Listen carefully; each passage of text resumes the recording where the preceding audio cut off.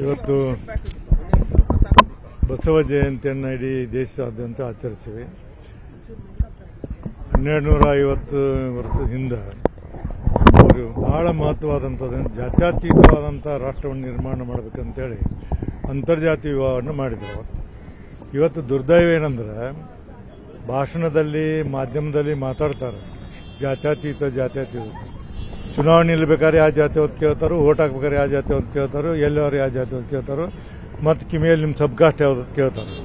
ಬಸವಣ್ಣನವರ ಆಚರಣೆಯನ್ನು ನಾವು ಕೇವಲ ಇಂಥ ದಿನಮಾನದಲ್ಲಿ ಮಾಡುವಂಥ ಪರಿಸ್ಥಿತಿ ಇವತ್ತು ನಿರ್ಮಾಣ ಆದದ್ದು ದುರ್ದೈವ ಸಂಗತಿ. ಬಸವಣ್ಣನವರು ಇವತ್ತು ಕಾಯಕ ಬೇಕಲ್ಲ ಅಂತಾರೆ. ಕಾಯಕ ಅಂದ್ರೆ ದುಡಿದು, ಕೈಲಾಸ ಅಂದ್ರೆ ಬೇರೆಯವ್ರ ಕೈಲಾಸ ಅದಲ್ಲ, ಹಂಚ್ಕೊಂಡು ತಿನ್ನೋದು. ಈಗ ಯಾರು ಹಂಚ್ಕೊಂಡು ತಿಂತಾರೆ? ಎಲ್ಲ ಬಡ್ಕೊಂಡು ತಿಂತಾರೆ. ಈಗ ಇಂಥದ್ರಲ್ಲಿ ಬಸವಣ್ಣವರ ದಿನ ಇವತ್ತು ಅವರ ಬಸವಣ್ಣ ಜಯಂತಿಯನ್ನು ಆಚರಿಸುವಾಗಾದರೂ ಕನಿಷ್ಠ ಇಂಥ ಒಂದು ಉತ್ತಮವಾದಂಥ ಕೆಲಸ ಮಾಡುವವರನ್ನು ಇವತ್ತು ನಾವು ನೆನೆಸ್ಕೋಬೇಕು, ಅವ್ರಿಗೆ ನಡೀಬೇಕು. ನಮ್ಮ ಮಾತಿಗೂ ಕೃತಿಗೂ ಅಂತರ ಇರಬಾರ್ದು ಅನ್ನೋಂಥದ್ದು ನನ್ನ ಸ್ಪಷ್ಟವಾದ ಅಭಿಪ್ರಾಯ.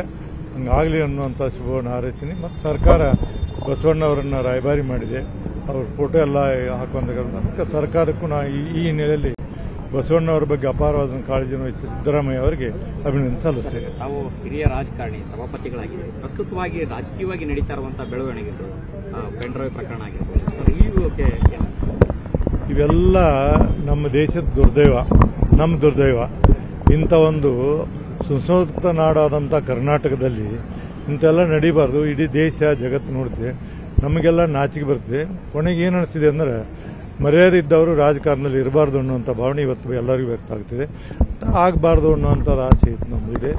ಈಗಲಾದರೂ ಅದನ್ನ ದಿನ ಒಬ್ಬರು ಅದಕ್ಕೆ ಪರ ವಿರೋಧ ಹೇಳೋ ಬದಲಿ ಕೋರ್ಟು ಕಾನೂನುಗಳದಾವ, ಏನು ಕಾನೂನು ಕೋರ್ಟ್ ತೀರ್ಮಾನ ಮಾಡುತ್ತೆ ಅದಕ್ಕೆ ಬಾಯಿ ಮುಚ್ಕೊಂಡು ಎಲ್ಲರೂ ಸುಮ್ಮನಿರ್ಬೇಕಂತ ನನ್ನ ಮಧ್ಯೆ. ಬಸವ ಜಯಂತಿಯನ್ನು ಇಡೀ ದೇಶದಾದ್ಯಂತ ಆಚರಿಸಿವೆ. 1250 ವರ್ಷದ ಹಿಂದೆ ಅವರು ಬಹಳ ಮಹತ್ವವಾದಂಥದ್ದು ಜಾತ್ಯತೀತವಾದಂಥ ರಾಷ್ಟ್ರವನ್ನು ನಿರ್ಮಾಣ ಮಾಡಬೇಕಂತೇಳಿ ಅಂತರ್ಜಾತೀಯ ವಿವಾಹವನ್ನು ಮಾಡಿದರು. ಇವತ್ತು ದುರ್ದೈವ ಏನಂದ್ರೆ ಭಾಷಣದಲ್ಲಿ ಮಾಧ್ಯಮದಲ್ಲಿ ಮಾತಾಡ್ತಾರೆ ಜಾತ್ಯತೀತ. ಚುನಾವಣೆ ನಿಲ್ಬೇಕಾದ್ರೆ ಯಾವ ಜಾತಿ ಅಂತ ಕೇಳ್ತಾರೋ, ಓಟ್ ಹಾಕ್ಬೇಕಾದ್ರೆ ಯಾವ ಜಾತಿ ಅಂತ ಕೇಳ್ತಾರೋ, ಎಲ್ಲವರು ಯಾವ ಜಾತಿ ಅಂತ ಕೇಳ್ತಾರೋ, ಮತ್ತು ಕಿವಿಯಲ್ಲಿ ನಿಮ್ಮ ಸಬ್ಕಾಸ್ಟ್ ಯಾವ್ದು ಅಂತ ಕೇಳ್ತಾರೆ. ಬಸವಣ್ಣನವರ ಆಚರಣೆಯನ್ನು ನಾವು ಕೇವಲ ಇಂಥ ದಿನಮಾನದಲ್ಲಿ ಮಾಡುವಂಥ ಪರಿಸ್ಥಿತಿ ಇವತ್ತು ನಿರ್ಮಾಣ ಆದದ್ದು ದುರ್ದೈವ ಸಂಗತಿ. ಬಸವಣ್ಣನವರು ಇವತ್ತು ಕಾಯಕ ಬೇಕಲ್ಲ ಅಂತಾರೆ. ಕಾಯಕ ಅಂದ್ರೆ ದುಡಿದು, ಕೈಲಾಸ ಅಂದ್ರೆ ಬೇರೆಯವ್ರ ಕೈಲಾಸ ಅದಲ್ಲ, ಹಂಚ್ಕೊಂಡು ತಿನ್ನೋದು. ಈಗ ಯಾರು ಹಂಚ್ಕೊಂಡು ತಿಂತಾರೆ? ಎಲ್ಲ ಬಡ್ಕೊಂಡು ತಿಂತಾರೆ. ಈಗ ಇಂಥದ್ರಲ್ಲಿ ಬಸವಣ್ಣವರ ದಿನ ಇವತ್ತು ಅವರ ಬಸವಣ್ಣ ಜಯಂತಿಯನ್ನು ಆಚರಿಸುವಾಗಾದರೂ ಕನಿಷ್ಠ ಇಂಥ ಒಂದು ಉತ್ತಮವಾದಂಥ ಕೆಲಸ ಮಾಡುವವರನ್ನು ಇವತ್ತು ನಾವು ನೆನೆಸ್ಕೋಬೇಕು, ಅವ್ರಿಗೆ ನಡೀಬೇಕು. ನಮ್ಮ ಮಾತಿಗೂ ಕೃತಿಗೂ ಅಂತರ ಇರಬಾರ್ದು ಅನ್ನೋಂಥದ್ದು ನನ್ನ ಸ್ಪಷ್ಟವಾದ ಅಭಿಪ್ರಾಯ. ಹಂಗಾಗಲಿ ಅನ್ನುವಂಥ ಶುಭವನ್ನು ಹಾರೈಸ್ತೀನಿ. ಮತ್ತು ಸರ್ಕಾರ ಬಸವಣ್ಣವರನ್ನು ರಾಯಭಾರಿ ಮಾಡಿದೆ, ಅವ್ರ ಫೋಟೋ ಎಲ್ಲ ಹಾಕೊಂಡಾಗ ಅದಕ್ಕೆ ಸರ್ಕಾರಕ್ಕೂ ನಾ ಈ ಹಿನ್ನೆಲೆಯಲ್ಲಿ ಬಸವಣ್ಣವರ ಬಗ್ಗೆ ಅಪಾರವಾದ ಕಾಳಜಿಯನ್ನು ವಹಿಸಿ ಸಿದ್ದರಾಮಯ್ಯ ಅವರಿಗೆ ಅಭಿನಂದನೆ ಸಲ್ಲಿಸ್ತೇನೆ. ತಾವು ಹಿರಿಯ ರಾಜಕಾರಣಿ, ಸಭಾಪತಿಗಳಾಗಿದೆ. ಪ್ರಸ್ತುತವಾಗಿ ರಾಜಕೀಯವಾಗಿ ನಡೀತಾ ಇರುವಂತಹ ಬೆಳವಣಿಗೆಗಳು, ಪೆಂಡ್ರೈವ್ ಪ್ರಕರಣ ಆಗಿರ್ಬೋದು ಸರ್, ಇವೆಲ್ಲ ನಮ್ಮ ದೇಶದ ದುರ್ದೈವ, ನಮ್ಮ ದುರ್ದೈವ. ಇಂಥ ಒಂದು ಸುಸಂಸ್ಕೃತ ನಾಡಾದಂಥ ಕರ್ನಾಟಕದಲ್ಲಿ ಇಂಥೆಲ್ಲ ನಡೀಬಾರ್ದು. ಇಡೀ ದೇಶ ಜಗತ್ತು ನೋಡ್ತೀವಿ, ನಮಗೆಲ್ಲ ನಾಚಿಕೆ ಬರ್ತದೆ. ಕೊನೆಗೆ ಏನು ಅನಿಸ್ತಿದೆ ಅಂದರೆ ಮರ್ಯಾದೆ ಇದ್ದವರು ರಾಜಕಾರಣದಲ್ಲಿ ಇರಬಾರ್ದು ಅನ್ನುವಂಥ ಭಾವನೆ ಇವತ್ತು ಎಲ್ಲರಿಗೂ ವ್ಯಕ್ತ ಆಗ್ತಿದೆ. ಆಗಬಾರ್ದು ಅನ್ನುವಂಥ ಆಸೆ ಇತ್ತು ನಮ್ಮದಿದೆ.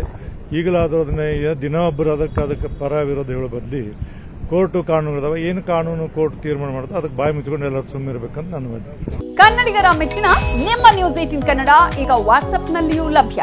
ಕರ್ನಾಟಕ ಮತ್ತು ದೇಶ ವಿದೇಶದ 360 ಡಿಗ್ರಿ ಸುದ್ದಿ ವಿವರವನ್ನ ನೀವು ನಿಮ್ಮ ಕೈ ಬೆರಳುಗಳಲ್ಲಿಯೇ ಪಡೆಯೋದಿಕ್ಕೆ ಈ QR ಕೋಡ್ ಅನ್ನ ಸ್ಕ್ಯಾನ್ ಮಾಡಿ.